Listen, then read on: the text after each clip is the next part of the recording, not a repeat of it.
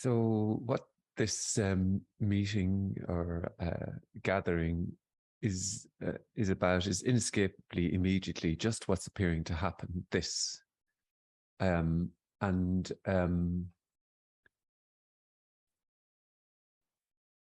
it's not something that is apart then that can be known. It's not something apart that can be described. And really, what's happening here is nothing to do with knowledge or information or any words being used. It's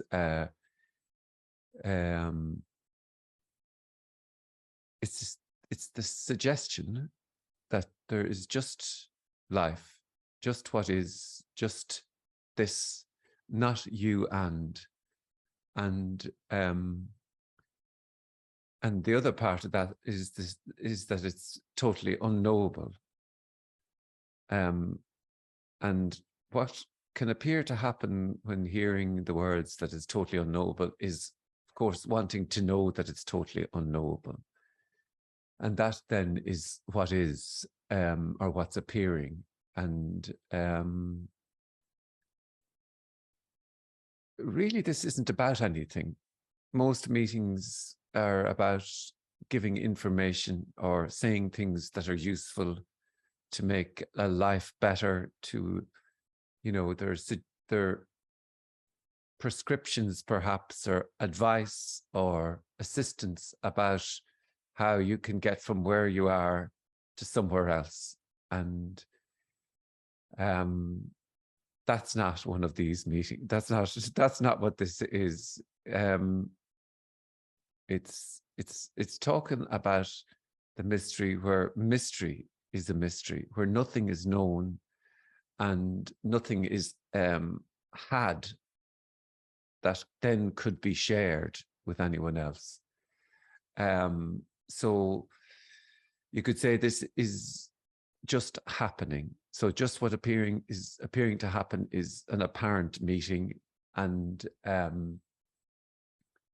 it's also a total mystery as much as anything else. And it doesn't have a purpose nor an intention. It's not trying to show you anything or prove anything to you. You could say it's for its own sake, but that sounds like it has a reason. It doesn't have a reason. But this also, what's been described, is not like far afield. It's not complicated. It's not something that you need to get to. It's the mystery of just the hearing of a voice. And it's not what is being said. It's not pointing to anything. It's inescapably just the hearing. And in a way, you could say this is a sort of delving into that mystery. And who knows what can be asked or what could be said and what will be responded. And it's an opportunity to share and ask a question and make a comment and say whatever is there to be said. And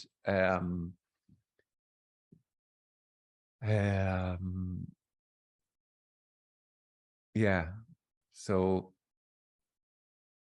let's see what happens. And if you haven't by chance been to one of these before, just click the unmute button and jump on in with whatever question is there to be asked, or alternatively put a comment and I'll read that out and see what happens from there.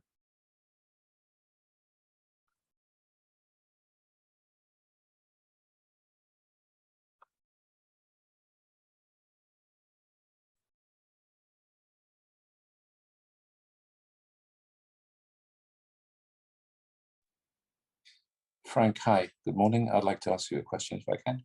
Go for it. Thanks. Sometimes the message, I think that you are expressing is described as radical non-duality. Mm. That's one of the words that's used. And it's quite clear to me that there's a sort of proliferation at the moment of speakers. Mm. As they all turn up on my YouTube, I watch most of them. And sometimes I can be quite impressed at the beginning. And then over time, I think, yeah, this doesn't feel like it's quite it. Mm. So I wondered whether there is a way. Are there certain telltale signs or that would distinguish radical non-duality from imitations of radical non-duality? The wonderful thing is there isn't non-duality. So then the idea of uncompromising non-duality or radical non-duality is another kind of idea. In a way, this is just so nothing to do with the sentences being used that or knowledge or information, that you could say the sentences and words can be mimicked, but the energy can't be, because really nothing is being offered. Here, let's just say here, nothing is being offered. And that can, in a way, when the person, let's just say, is being fed or given something or, you know, strung along, it's wonderfully attractive. And at the same time, there's a sort of distaste about the merry-go-roundness of it. And that was definitely the case. I can only really describe when I was looking, we'd say, or when this was, when I was seeking, or when, you know, I was furiously appearing to ask loads of questions. It was instantly, really within 5 minutes, it was instantly felt, not always, you know, sometimes you get it wrong, but, you know, when you were fed or just given something or strung along, and our words were quite technical or ordered, it was just a sensing, was kind of going, ugh, no. So in terms of differentiating and all that, really, you see, there isn't non-duality. There isn't a message and there isn't a communication. And you could say that it just so happens that this sort of gathering comes together. It's not kind of forced. There's no requirement. There's no asking of anything to be believed. There's nothing trying to be explained. And then it's just immediately free to be however it is. And so I couldn't say, advise or say, well, this is whatever, but it seems to me that it's totally energetic, really. And, you know, also, I love all that shit, all the marketing stuff and all of that, until suddenly I just, you know, there was always just a kind of a, so it was always sensed though, really, because yeah, I'm making more of it now, but it was just a sensing, I suppose. And you couldn't say, oh, don't go and watch this, or go and watch that, or anything at all, because you know, knock yourself out in a way with all that. You know, I think it's so energetic that it'll either go down all these ones, or it'll be a no, or it'll be, oh, that's interesting, that's attractive, I'll go that way. Who knows? Like, who knows? Like, this is a total mystery, this here, right? That somehow there's a sort of a sharing about this inexplicableness, right? Just this. Now, it's what can be said about that? But then when there seems to be questions, because there can be held knowings about what this is, and then there's a sort of a response to, in a way, it seems like dismantle that and return, not purposefully so, but it seems like it's a sort of a dismantling of ideas, and then a return just to this. and then it seems like, you know, it's what's said is also is that it's already whole, and what you're looking for is just what's appearing to happen, just this. And then you can't find that because there's just that.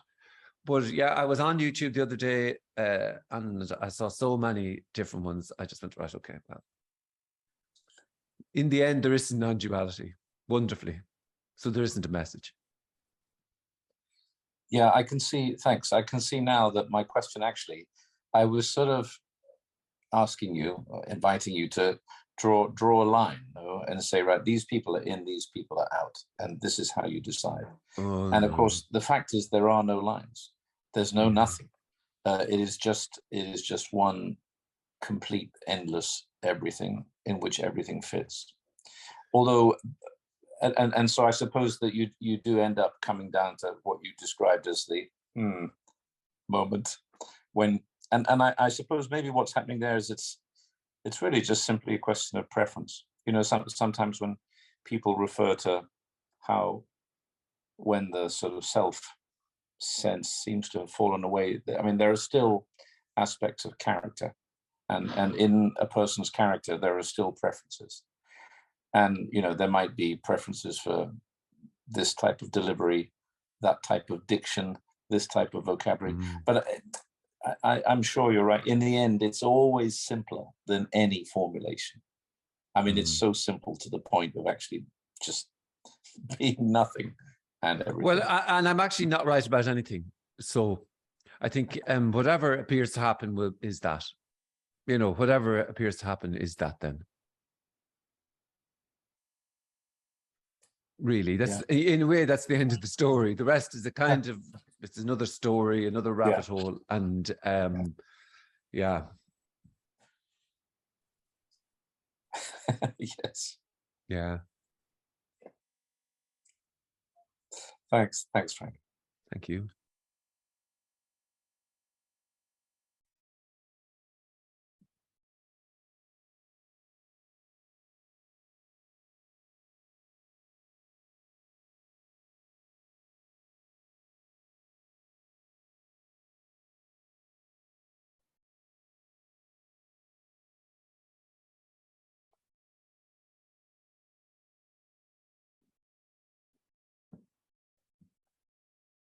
In a way, I think nearly too much has been made of these communications, and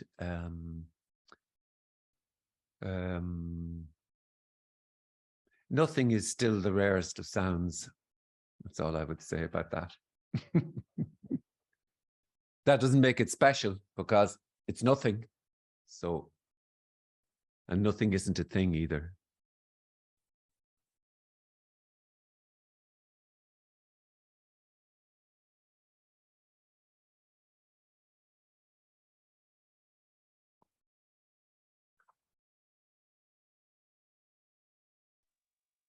Hi, Frank.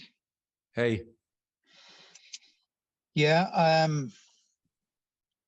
I suppose when I'm thinking about what you just been speaking about there, it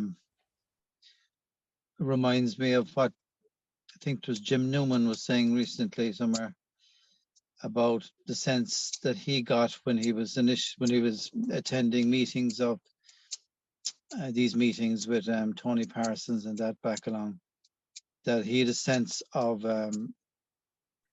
outside of the concepts, outside of the words and everything, that there was a sense of being at home or something. Mm. And I think that's what, you know, outside of the words and the concepts and everything, I think that's what I try to understand, maybe for the want of a better term, what I'm drawn to, I suppose, with this and with these gatherings and just listening, is that sense of home, which is just a kind of a sense, really. It doesn't make any sense, but it's a sense, but yeah, you know, in a way, without all that story, there's just what's appearing to happen.